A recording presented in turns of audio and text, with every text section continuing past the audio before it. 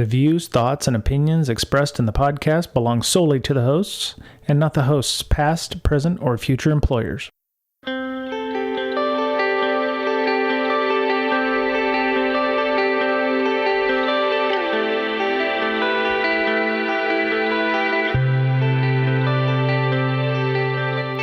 Hello, everybody. Welcome back to Breaking Down Security This Week. Our second part of our interview with Leanna Garrison and Garrison Yap is just about to begin. This week, we talk about process, how important process can be, sometimes in so much as it's necessary for your job to follow process.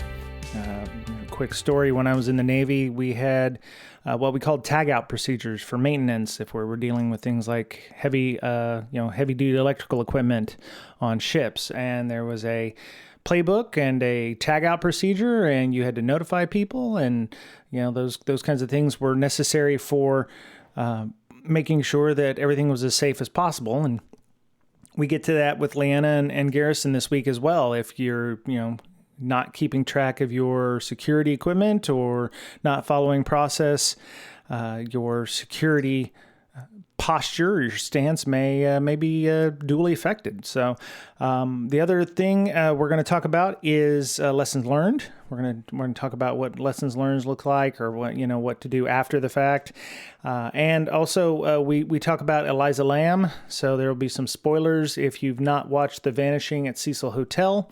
It's a documentary about what happened to Eliza Lamb. If you don't want to hear the discussion and you're still wanting, that's on like number 45 on your Netflix list to watch. You might want to stop it at that point or fast forward. But we talk about some of the security failures there, and what it's like to outfit or handle a building that might be historically significant. If any of you've ever worked in a building that Declaration of Independence was signed in, there's obviously different things you have to do to make sure to maintain security, but also to maintain things like the historical value of the building. So, all right. Hope everyone has a great week, and on to the show. Y'all have talked about several incidents, just examples, and I'm sure you've got dozens to mention. Ms. Berlin, when she deals with incident responses, it's of a different nature, but we all do lessons learned. And what does it look like for your teams when you were working there and now when you have to do lessons learned? Do you follow any kind of guidelines for that? I would imagine you hold people blameless until the lessons learned, and then you assign blame, which is usually the best way of doing incident responses. But do you have a guideline or anything that y'all were following when you were doing lessons learned? There was a guideline, but we didn't call it lessons learned. But I myself, coming from a military background, did ROTC. I'm very big on the lessons learned. When we sit down and we talk about, okay, what went right, what went wrong, it's normally in the form of an incident report. On this day at this time, so-and-so showed up here. Here's what happened. This is what happened. Okay, this is the result. Who was notified? And what documentation is there? Is there a photo? And normally from us on the field operations side, the public safety officers would go ahead and write the incident reports, and they'd give it to the public safety coordinators, who would go ahead and, review that kind of information. They would work in conjunction with our SOC, for any type of video investigation or any other information as far as that. But once we did the incident, about 7 times out of 10, if it's something as far as doors being open. Okay, well, we found the door open. We've documented it now. We have video surveillance. We're going to check to see who didn't close the door, who didn't lock it. If anything was missing, we're going to make sure we shut it. We're going to make sure that we communicate with staff and make sure that door, especially if it's a director's door or some sort of door that's leading to important information or assets, that door is secure. I'm going to let Gary hit that, because Gary can tell you all about that. Yeah, awesome. Yeah, Garrison, let's hear some stuff. Yeah, it's one of the things with documenting something like that is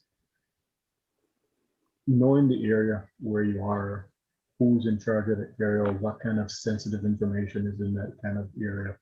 And then also, when you're doing incident response, you want to make sure that you have a plan of action. So, and a lot of people would go into detail with that kind of stuff. But the bottom line is, when we have to secure something or check something to make sure that no one was in there, nothing was missing.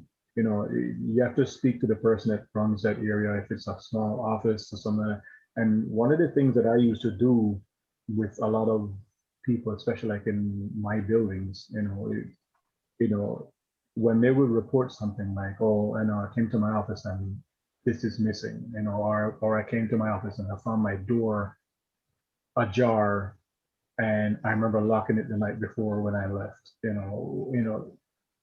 I would always ask them, what did you have any type of sensitive information in there, anything personal, anything related to students or anything like that? Maybe sometimes it would be that responsibly, yes, sometimes it would be no. One of the questions that I would always get is, how can we prevent this from happening? Right. And my response to all of them was simply this: do you need to have anybody come in that building into your office at night? No. Okay. Well, do yourself a favor. One of the things that you can do to minimize any traffic going in and out of your office area, whether it's a personal office or a work area, right, is in terms of like with the janitorial services. Send an email to the supervisor. Tell them, hey, we will put our trash cans outside our office doors. We prefer to have our office doors remain locked. Do not have anybody come in there. If we need to have our offices cleaned, we will submit a work order in, and you can come and clean it in the day when someone is actually there, right? And believe it or not, every time I would suggest that to a division or something like that, people entering offices or anything missing was minimized or did not exist anymore. Right? Because it's simply that some people, because we have situations where people are like, oh no, I had my stapler like this, and when I came back, it was in a different direction. Okay, if you have a janitor coming in there to clean your office, they're not going to memorize exactly how you had everything put on your desk and put it back there after you're done dusting. It doesn't mean they took anything. There's no reason for you to be suspicious that something is missing from your office, especially when you cannot tell me that something is gone. Right. Okay. So it's just a matter that, okay, they were dusting your desk and they might have moved your phone or something like that, and they didn't put it back at the 90-degree angle that you had it at when you left. All right. So to keep that from happening, don't have anybody come in your office. Right. Another thing that we would do is my supervisor implemented what we call the access request law. Right. And what that is, it was a way to hold people accountable, but it was a way to protect us, right? When we would let people give access to people that did not belong in that area. Someone would come, hey, I need to get in this person's office. Okay, why? What do you need to do in there? Does the person that works in that office know that you're going to be in their office, right? And that one document was something that would allow us to document what time, what was the purpose, who the person was that we were letting in there, and what they were going to do, right? And it's a simple thing. It's a checks and balance type of situation, right? And believe it or not, yes, it was annoying to have to fill out extra paperwork, but trust me, at the end of the day, when something happened, right, and we could reflect back on those logs to say, okay, well, at this date, we gave this person access to that person's office so he could do this. It might be OIT, going in there to update a computer, right? It might be one of our people. Maybe somebody from the Locksmith office needs to go in there and work on a lock, right? But it was a way for us to hold people accountable, right, for a secured area or a sensitive area. Right. Yeah. And having that physical log as you're, if there's an incident, you can compare that against, oh, okay, I saw a badge, not to go back to my own experience, but you had to badge in, with a badge to get into the building. So you could cross-reference that log with, other logs and go, oh, well, person A logged, badged into that building at that time. Why is that person logging into that building? Okay, so this person said, they left they know their office was locked. And that person had research materials for the COVID vaccine in his office or their office or something like that. So, having that log is yet another layer to be able to verify not only the electronic records, but the personal records, that people have actually had eyes on the events. So that's and excellent. It was one of those things because the campus had thousands of cameras, CCTV, the whole 9 yards. And our investigation was comprehensive to the point where we would work in conjunction with the technology department. We'd run camera footage, providing that there was a camera in the area where the incident may have taken place, right? And we could be able to cross-reference that camera footage, right, along with our investigation to try and eliminate, if there was any mischief or if it was a simple misunderstanding, right? Which sometimes that was usually the case. It's a simple miscommunication somewhere, somebody forgot to document something somewhere, and we were able to do our investigation to figure out what really happened. Right. I'll never forget having to get that weird phone call. Gary, I think you remember this one time where we got a phone call with the president of the school saying that someone needed to get inside of his office. And they're like, well, here's my ID and I just need to go in there. And I said, I don't care if it's Jesus Christ that came down right now. Until I figure this out, you're not going anywhere. Yeah. And, I called my boss. We get the inevitable, do you know who I am? Exactly. We get the exactly. It's a lot of, do you know who I am? I don't really care who you are. I've got a protocol to follow. So guess what? I'm going to vet you. You're going to take your time. We're going to go through this whole chain of communication to make sure that 1, I don't lose my job. 2, I don't know who you are. I need to figure out who you are.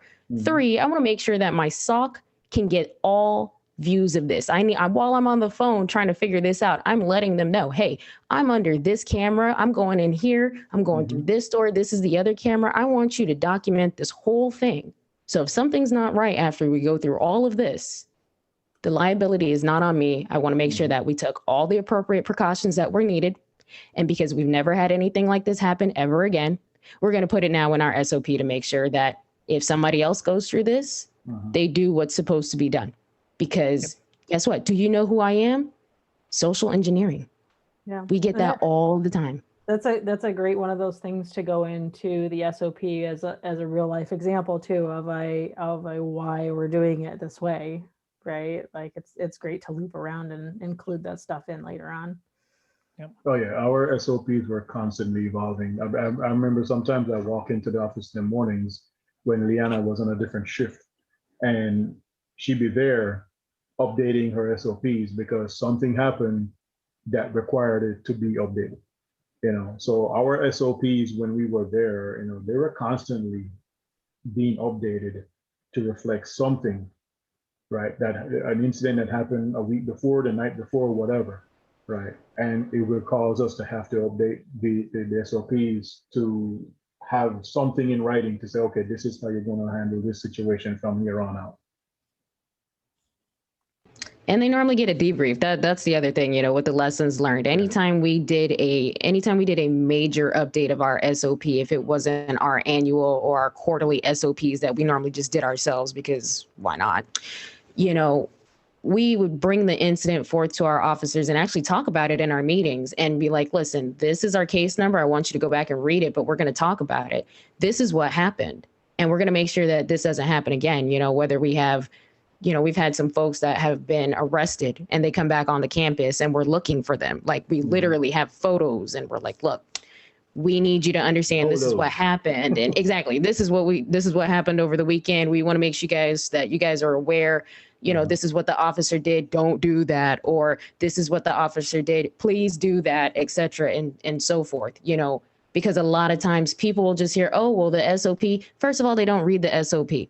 If it's just text on a paper, they normally will not read it. We have to make this whole process of security and security awareness, it needs to be community oriented.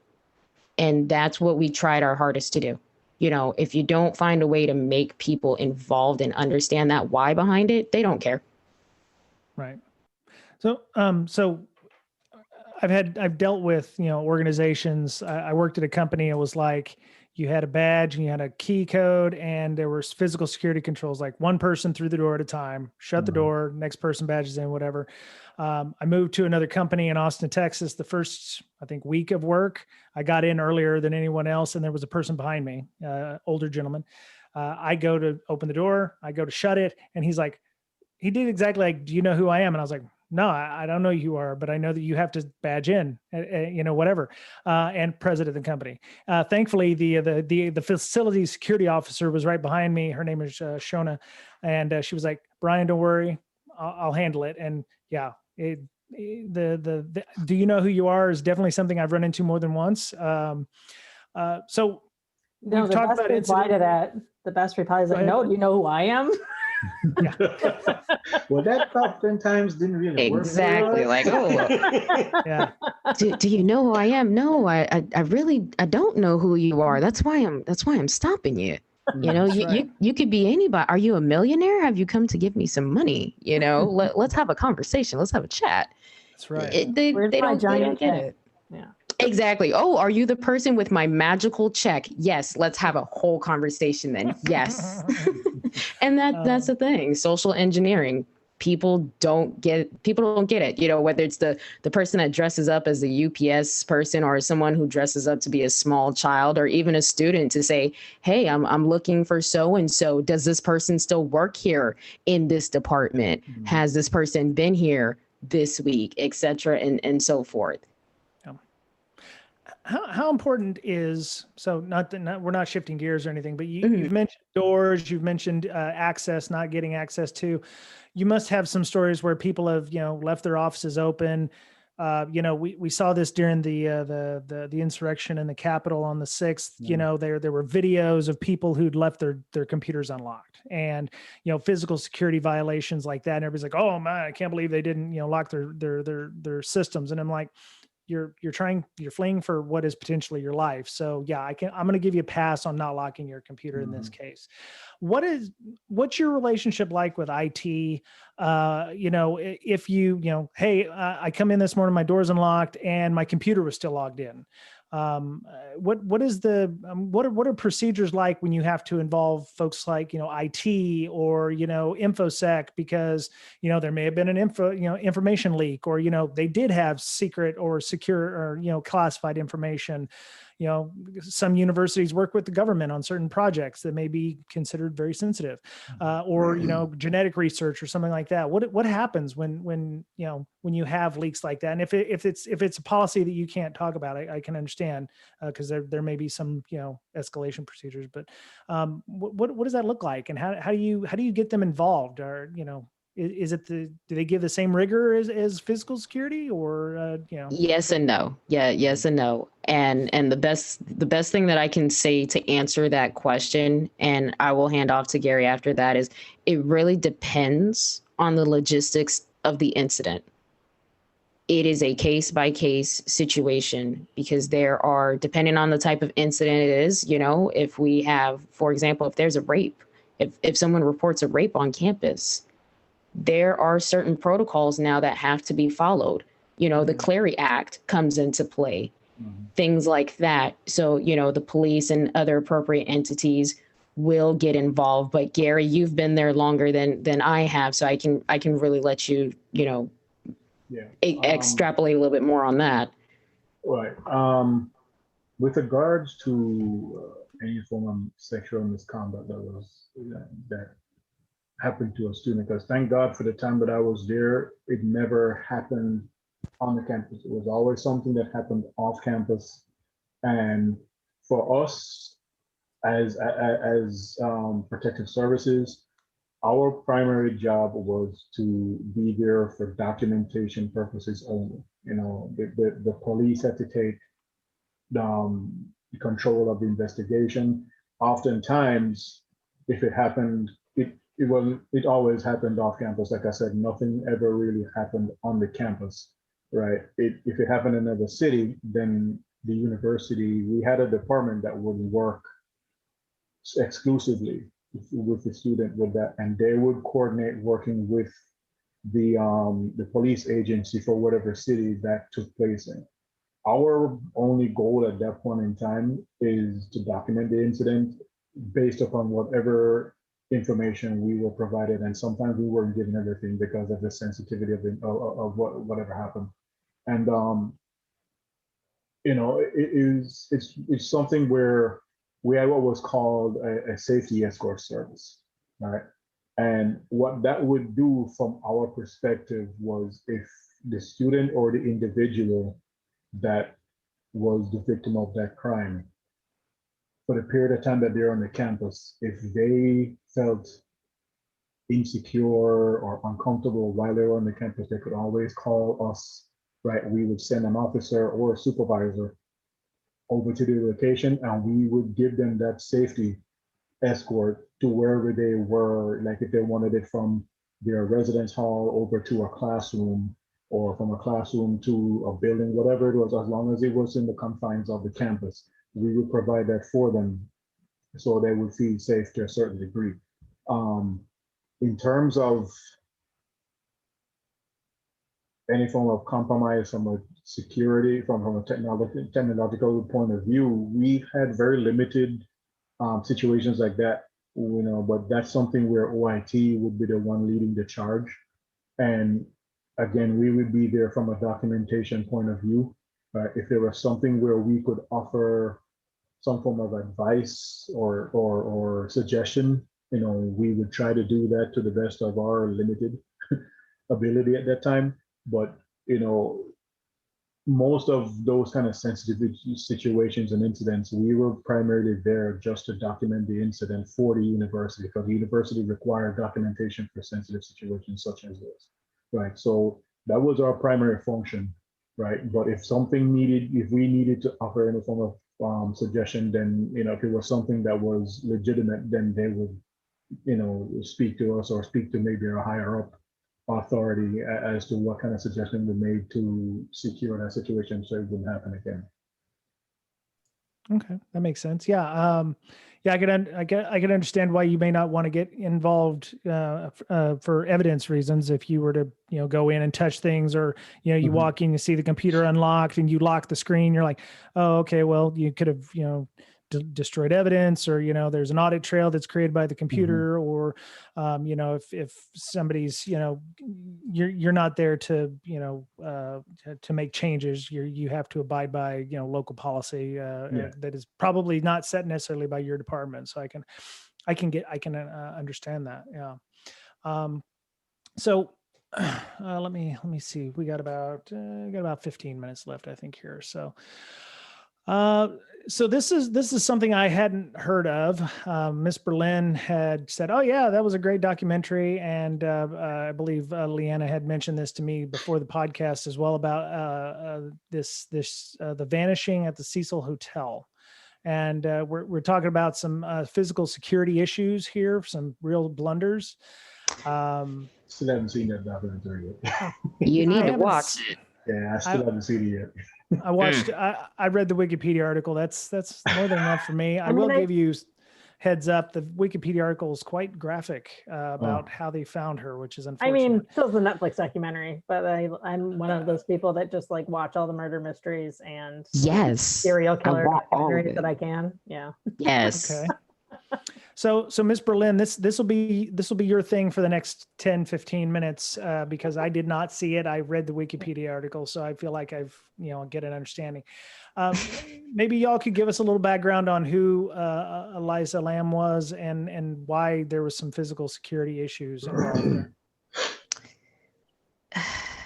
Amanda, I'm gonna let you break down the first half of that, because I know you want to. I want to, but I'm like, I know she wants to. Okay, so the basis of it is there was a missing girl at the Cecil Hotel in near LA, or in LA, and they did end up finding her, but they kind of walked through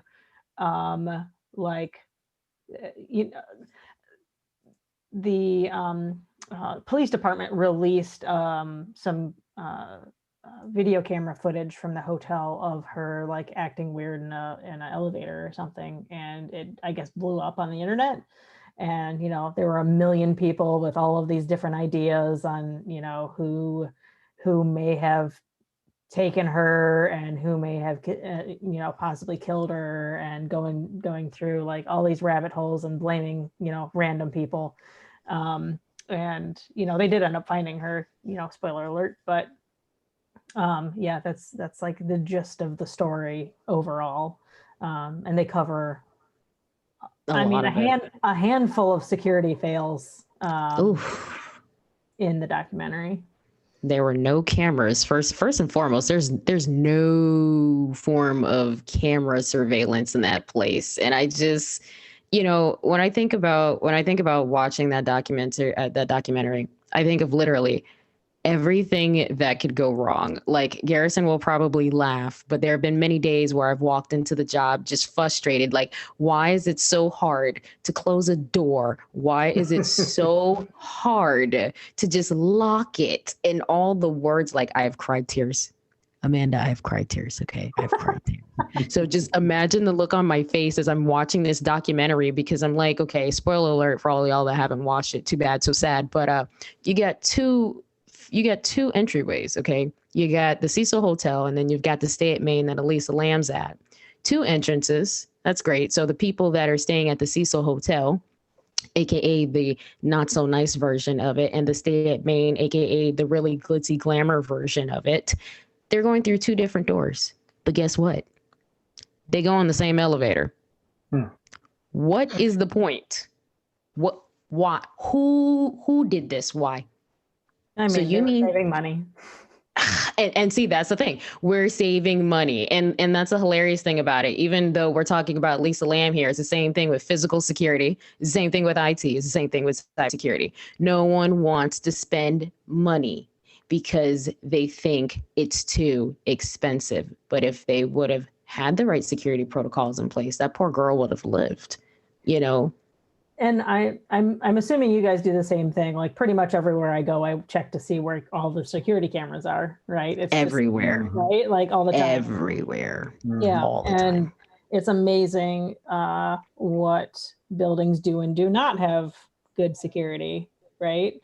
I mean, I went to a pawn shop the other day, and their security, like their physical security in pawn shops, is insane most of the time. It's like imagine looking through a can, like look through a can of Campbell's soup pretty much, and there's your security camera. Yeah. And I mean, we've all been at hotels during conferences too, where like people just end up on the roof somehow. Exactly. Nobody ever knows. I understand the swimming pool's up there on the roof. The swimming pool is on the roof. Oh yeah, the swimming pool is supposed to be on the 3rd floor, on the top floor. Yes. Yeah. That's how we find it. Yeah, and I mean, this hotel was no different. I mean, none whatsoever. And that's the thing, when when Garrison and I, when we went through our training, roof accesses are a thing. In that documentary itself, there's a ladder outside, and it does not make any sense to me why anyone would climb up that ladder to go to, I don't know, the 14th floor. I mean, I probably would have, to be honest. I'm not going to say what I want to say. Remember, kids, don't be like Miss Berlin. I may have. Do not be like Miss Berlin. I may have. I want what you have for breakfast. But yeah. Nah, man, I want what you have for breakfast. I'm not climbing up the ladder to go to the 14th floor is where they found Miss Lamb. And, it's funny because they talk about an exterior exit door that had an alarm on it. So they say had an alarm on it or didn't have an alarm on it. And we deal with those doors all the time in PhysSec. And let me tell you, as soon as I saw that door, I was like, if that battery's dead, if no one's checking the door, if there's no maintenance company that really knows what they're doing, there's no alarm on that door. That door could be unlocked. Nobody really knows, no cameras, no sense of security. No one knows who is who. There's no actual, real form of asset management, no escalation management. They found the girl in a part of the hotel where she wasn't supposed to be. And she was exhibiting just weird behavior.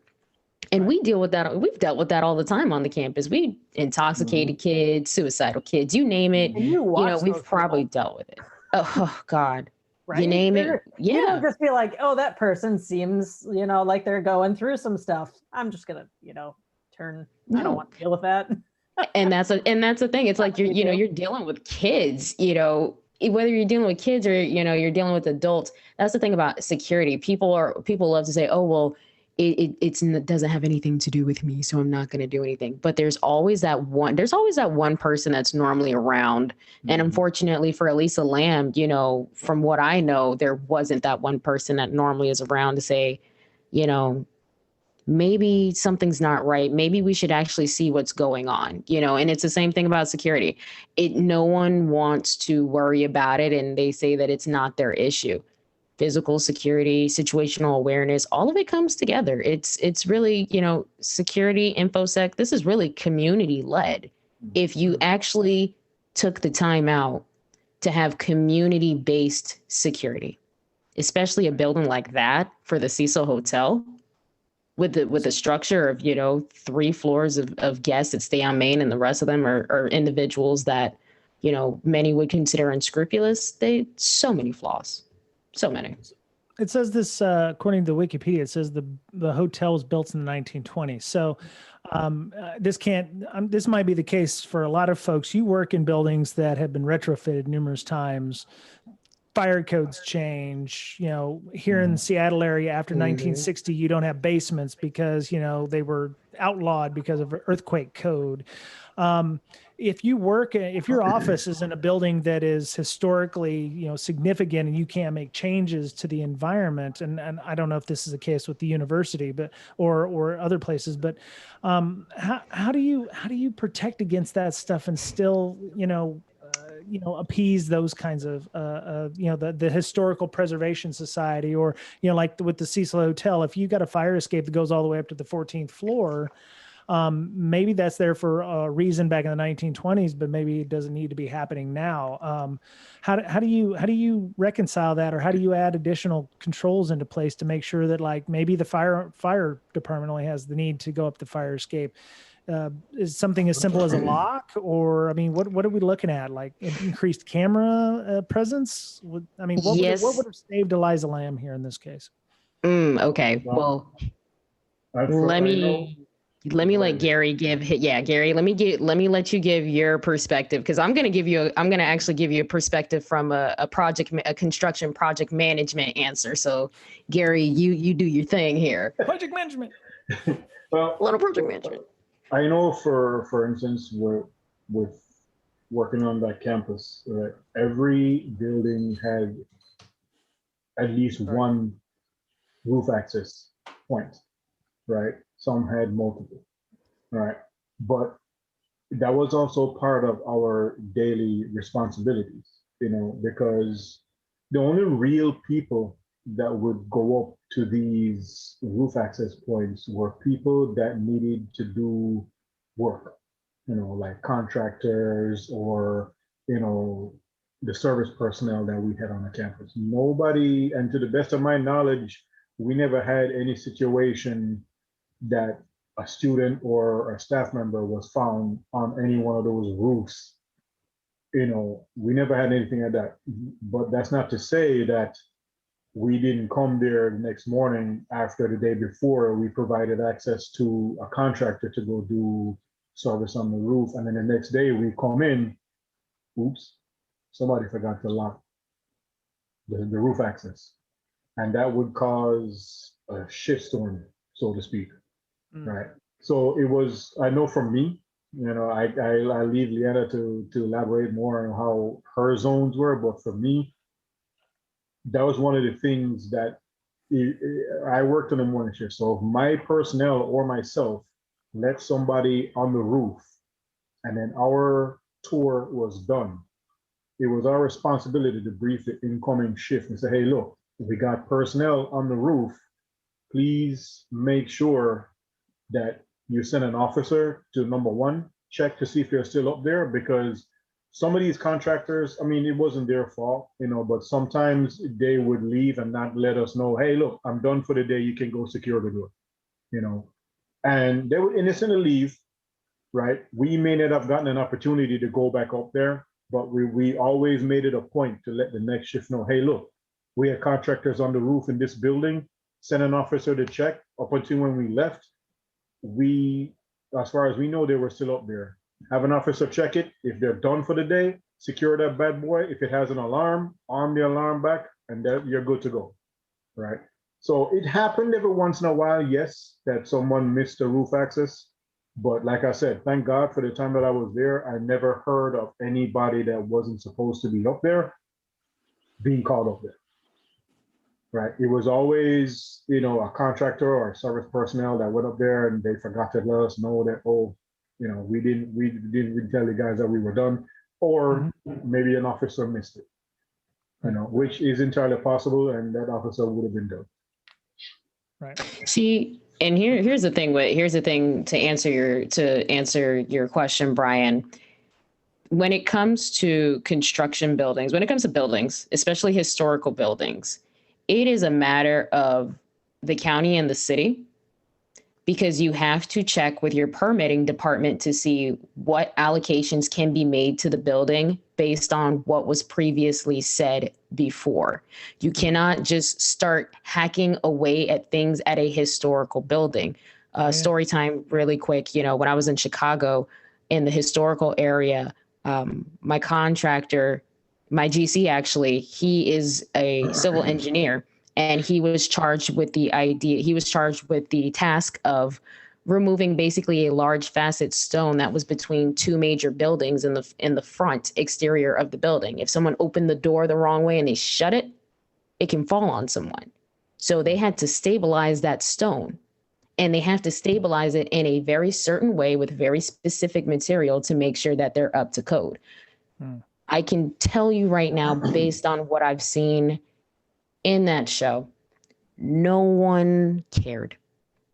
There was no real sense of care for security, because it was like, when you go back to that one episode where the manager says, well, it wasn't our fault, and the lock, there was no one else put a lock on the top roof water system. No one else did it, so we didn't do it. You have to be proactive as opposed to reactive. What killed Elisa Lam was the fact that no one took the time to actually review the security of this building.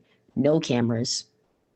Okay, no cameras. There should have never been, at any point in time, if they wanted to use that building, they should have had 2 separate entryways, 2 separate elevators. They should have continued to have everything separate. They didn't have any of that. There was no sense of security, no security guards, no SOC, nothing. There's no badge system, no key in card system, nothing. Basically no form of security controls that I could have ever thought of during my tenure at Nova Southeastern University was ever even thought of at that building.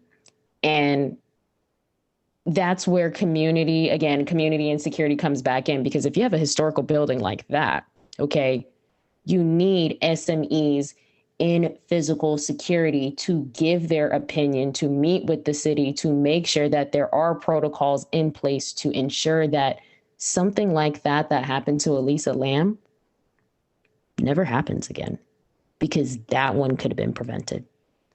That easily been prevented. Yeah. I find that we only make real changes to either IT systems after a breach or, physical systems. Something major has to happen. Everything is always after the fact. Mm-hmm. Yeah. And we can't do it that way. Yeah. Right. Yeah. I mean, I feel like also at that hotel, they had deaths all the time. So they're like, that's true. What's a security system going to do? Wow. That's true. They did have a lot of people. I still, to this day, that they had a lot of people die out there. And Amanda, you're right. Because guess what? No one changed anything. No one cared. Nothing changed. People, person after person after person after person. If you guys haven't watched it, go watch it. Spoiler alert, a lot of people died, but it's still worth watching. Yeah. It's so worth it. But still, it's just got to be a little dramatic there. Go watch it if you get the chance. When we have these conversations, y'all, together, that's when it all comes together. Because I can tell you right now, there's plenty of folks in cyber that don't even understand how this correlates to what they're doing now. Guess what? Right. Y'all could help make better technology and work with people in physical security. You could have people in PhysSec come over and we could work together, you know, There you go. just maybe, Yep. just maybe in a perfect world. Maybe. I've worked with physical security officers and SCIFs, and you know, making sure all that stuff's secure. It's not an easy thing to do, especially and not just in the defense space, but I mean, you know, it's definitely something that once you've learned, you know, the ins and outs, you know, you learn how to implement it along with you know, information security as well. So yeah. So before we go, and I know we're super over time, but I'm very glad we had this discussion. So we've got a lot of companies heading back to work, and some of these companies may not have had employees in the buildings for a year or better. You're a facilities security officer at a company. What would be the first thing that you would want to do if, you know, everybody's post-COVID, everybody's getting vaccinated? Hey, but you know, CEO says, hey, we're going to have people back in the office in the next a month or 6 weeks. What are some of the first things that you would do as a physical security officer, you know, knowing that that's going to happen and that you haven't really done anything in the last 9 months because everybody's been at home? I'll start with Leanna. Well, since, you know, if it's an officer being asked the question, you know, their capacity isn't much of anything. So I'll probably escalate this question as far as, you know, from a management perspective, just a little bit more. But if it was me, you know, especially for those who are CISOs and members, you know, of leadership in organizations, the first things I'm going to do, run a clearance check. Run a clearance check. Run a clearance check, because guess what? If you're working in a safety sensitive environment, okay, when we worked in the state of Florida, we had to have a level 2 background clearance, So random drug, random alcohol test. If you got a ticket, if you got into an accident, you name it, you had to report it. If people have been out for 9 months, you do not know where these people have been. Run a clearance check to ensure that these people still meet the baseline configuration of what you need for them to be employees at your organization. 9 months is a lot of time. Find out what's going on before anyone goes anywhere, before anyone steps back in. Do a clearance check. Okay. All right. Sounds good. I'll add to that clearance check. You know, in this time that we're living in right now, a lot of people obviously got let go from their jobs. You'd be surprised how many institutions haven't gone through to remove people that they laid off from areas that they may have had access to. Yeah. Right. So that's another thing I would do. I would cross-reference my current employee status, right, with whatever security certification that they may need to have, right, just to make sure, hey, you know, Tom and Sally didn't come back. We let them go 3 months after we closed down the building, right? So let's go ahead and get with IT and have these people that no longer work for the company, have their clearances removed, you know. So that's one thing I would do. The second thing I would do, you know, this, you know, maybe minuscule to some people, but I'll have that whole building sanitized. You know, when we all left, when some people left, you know, not a lot of people thought about, hey, you know, let's clean this building out, or have a company come through next week and have this building completely sanitized. You know, it always makes sense to do that. You know, I know where I work right now. You know, right now the building is essentially a ghost town. We have several entities inside the building. It's not just my company, but right now we are on a voluntary basis. So if I want to come in tomorrow or Wednesday, I simply call my supervisor and say, hey, look, I'm going to be going into the office on these days, right? When I go in, right, you know, it's company policy right now for us to sanitize our workstations, right? After you're done working for the day, clean it down again, right? Then leave, right? We have our masks on, even if we get up from the desk to go to the printer, right? We have our masks on, right? We clean down the printer. Whatever we touch, we clean down, right? At the end of the week, we have a team that comes through and they electrostatic clean the entire office space, right? So, it's a good idea. If you're out of a building for all this time, then it's a good idea for you to go through and have a team come through and clean the surface area down, especially the most frequently touched areas.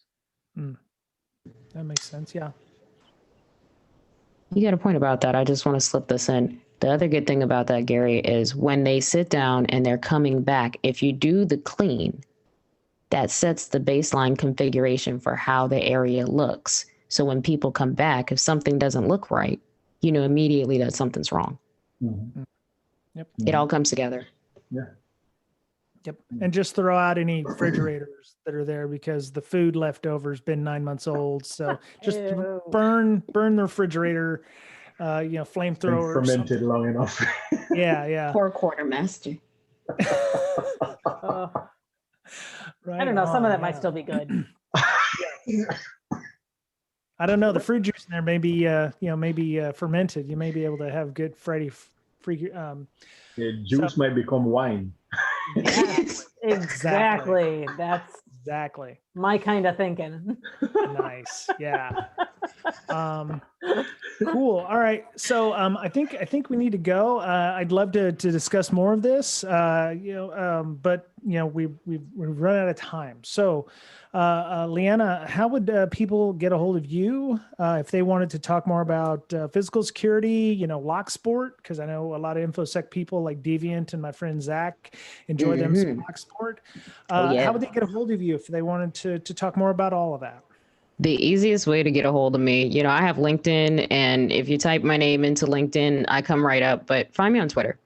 Find me on Twitter. The best laughs are on Twitter. The best stories are on Twitter. There's a huge network of folks of all colors and creeds from all over the world.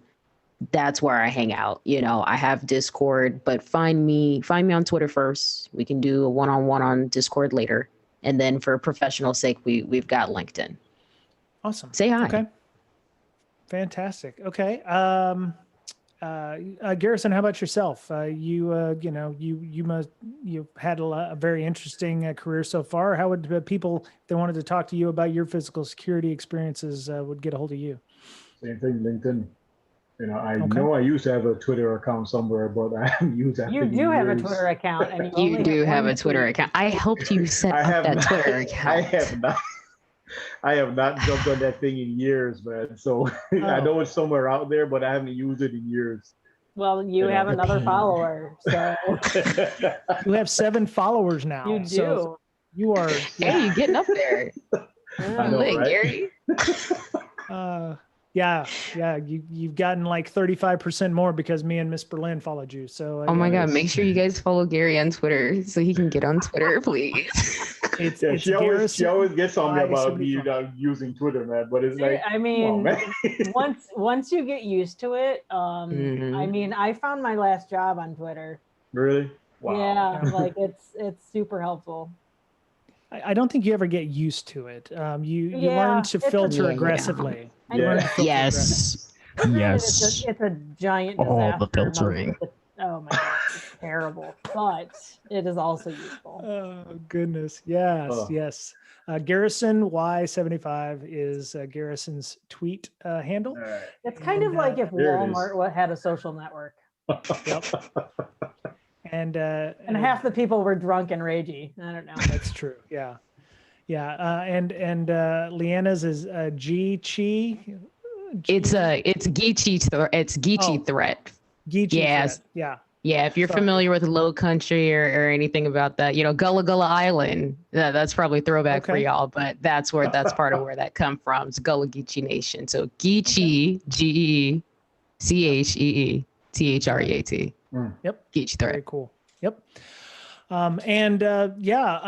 Go check out go check out everything Leanna's doing over there. What was the website again? Reparations.tech? It's Reparations.tech, and that's going to be a project that I'm going to be, that's the project I'm going to be working on to put up all my information. I just recently did a talk with Alyssa Miller and Cover 6 Solutions, and I'll have all that information on there as well. But yeah, come talk to me. Come have a conversation with me. That's what this is all about. We want to make sure that any person that's listening to this podcast knows that, hey, we're open. We want to hear from you, all of us. Right. Yep. As do I. Yeah. I don't want anybody to be underrepresented. I want them to be represented. So that's, anybody can come on our show and talk, whether you be, Miss Berlin, myself. We take everybody who can come and want to talk about, be passionate about security. Yeah. So you're not helping. Yeah. So, and if you really don't want one of us to be on the podcast when you come on, I guess you can also ask for that. I don't know. No, that never happens. No. Nope. Anyways. Nope. That's right. Definitely not. Yep. So you can follow the podcast. We're on Twitter at BrakeSec, BRAKESEC. We're also, you can email us at bds.podcast@gmail.com. We have a Slack community, very active Slack community. It's actually kind of been a little slow, I think. I don't know if it's because we're in the doldrums. We're after the holidays, so it's got to pick up again. But we have a lot of channels on things like OSINT and social engineering, red team, blue team. We have a mental health channel that people, can come and vent. Miss Berlin has one that's far better that she can tell us about in a second here. But if you're interested in joining that, we have a social contract. We're moderated. We don't require, we require people to be professional at most all times. You can, hit us up on our Twitter DM at BrakeSec or, like I said, bds.podcast@gmail.com to get an invite to join us. Thank you to our Patreon supporters. The donations, the tip jar that we get every month from folks helps us with hosting fees, Zoom fees for the Zoom that we're using today, domain hosting and registration, and just time and effort getting a podcast out every week. I do it with my new job still, and going on about weekly podcasts for about the last 7 years. So if you we appreciate everybody who helps out with that, and podcasts will always be free, and we enjoy doing this, and the donations help where they can. We have a TPub store. They got masks there. They're really nice masks. They have t-shirts, mugs, stickers. So if you're fiending for some stickers, haven't been to a conference or something, you can go to brakesec.com/store and check out our TPub store. We do need to get some new t-shirts. Miss Berlin's face is just, starting to, it'll never get old. It will never get old. My face on a mask. That's right. You can, oh, wow. She said what she said. Yeah. That's energy during International Women's History Month. That's right. That's right. That's kind of meta, having your face on a mask on someone's face. What if I wear it though? Like my face is on the mask that I wear. That's infinite recursion there. You got face on face on face on face. Like dividing by zero. I like that. You could upload a picture of yourself with a mask, with a face on a mask, on a face on a mask. On a mask, yeah. Just like keep going. It goes real deep, folks. It goes real deep. Mr. Betcher, he'll be back in the next couple of weeks. He is at Betcher Pwned on Twitter, BOETTCHERPWNED, and go check out log-md.com. That's his tool for doing Windows forensics and logging. If you're interested into that, go check that out. So I think that's it for this week. Leanna, Garrison, thank you so much for coming on. I appreciate y'all taking the time to do so, especially since it's after 11 o'clock p.m. Eastern time for all three of you. And sorry that, daylight savings time is what it is, and we've all lost an hour. We got to find it again. Yeah. And thank you all for coming on. And hope we can get you back on soon to talk some more about, Locksport and whatever it is you'd love to come on and talk about, because we love to have people like yourselves passionate about security talking about that. So thank you again for coming on. Thanks for having us, man. Right on. We appreciate you. Both of you guys, thank you. I appreciate that. Yeah. Before we go, Miss Berlin, tell us all about what you're doing. Sorry. No, I said I'd tell I'd have you tell us in a second, and then I was like, oh, I'm just going to wrap this thing up. Kept on going, right? Yeah. So with mental health hackers, we are doing a couple things now. It looks like maybe mid-May we're going to do the painting thing. So you can sign up to do like a hacker painting class. Nice. And we're going to have so many painting kits sponsored that we can send to people. Okay. Which is kind of cool. I'm going to order those soon and have a bunch of stuff at my house that I'm going to have to eventually ship out. And then we just ended up sending, I think, 6 or 7 of our volunteers to the mental health first aid class. Oh, nice. So now we have a whole bunch of volunteers that are certified in that. Okay. We used to be certified in that. Teehee. So great, isn't it? I know, we're saving lives. Yes, I love that class. Nice. And yeah, that's what I'm doing with that. I have this probably won't come out in time, but I have a Wild West Hacking Fest hacking cast thing this week for our tabletop exercises, and then our training in May also with them. And then I think we're doing a workshop in their live conference that's happening in June, which might be the first time I travel. Hopefully. Nice. Okay. So right. It's in Reno.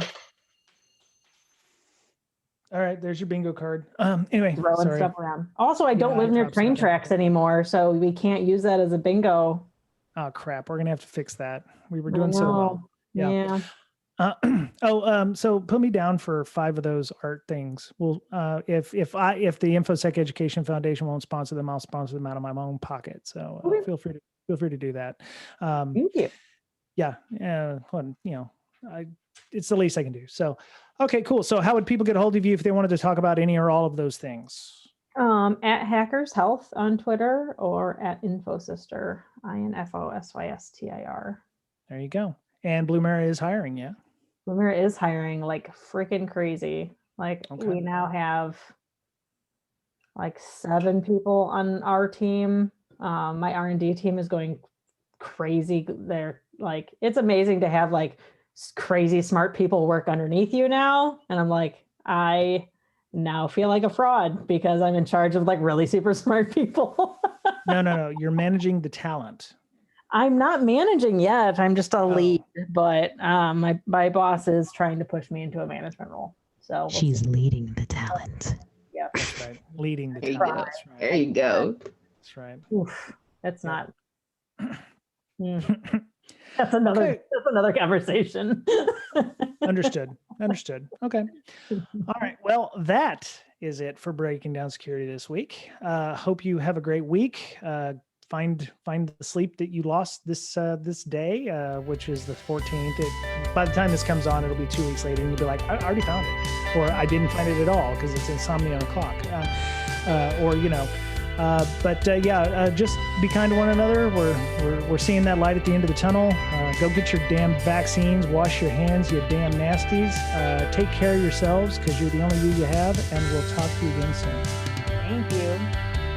Bye. And we're done.